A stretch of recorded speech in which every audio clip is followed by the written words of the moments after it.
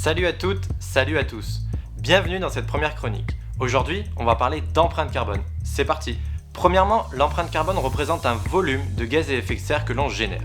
Les termes empreinte carbone ont été choisis car le dioxyde de carbone est le principal gaz à effet de serre contribuant au réchauffement climatique.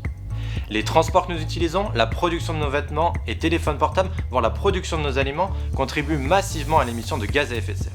Cette empreinte carbone représente donc la quantité de gaz à effet de serre que chacun d'entre nous a contribué à générer.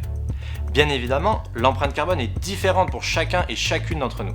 Par exemple, un Français met en moyenne 15 tonnes de gaz à effet de serre durant toute une année. C'est 2 fois moins qu'un Américain, mais 4 fois plus qu'un Africain. Ainsi, cela montre facilement que l'empreinte carbone est intimement liée au niveau de développement d'un pays. Ce qui veut dire qu'un Américain est 10 fois plus responsable du réchauffement climatique qu'un Africain. Mais au sein d'une même population, cette empreinte carbone dépend aussi beaucoup du mode de vie.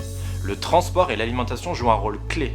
Prendre l'avion régulièrement fait grimper cette empreinte de manière fulgurante, tandis que privilégier les transports en commun dans ses trajets quotidiens la réduit fortement.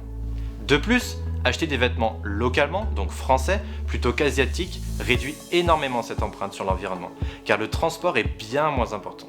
Concernant l'alimentation, un régime végétarien a une faible empreinte carbone comparé à celui d'un régime carné.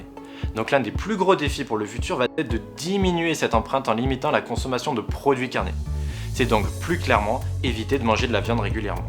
Tous ensemble, nous pouvons nous mobiliser pour réduire nos émissions et limiter notre empreinte carbone. Les efforts de tous permettront de réduire notre empreinte globale et réduire le réchauffement climatique.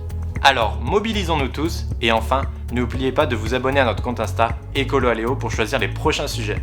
À la semaine prochaine.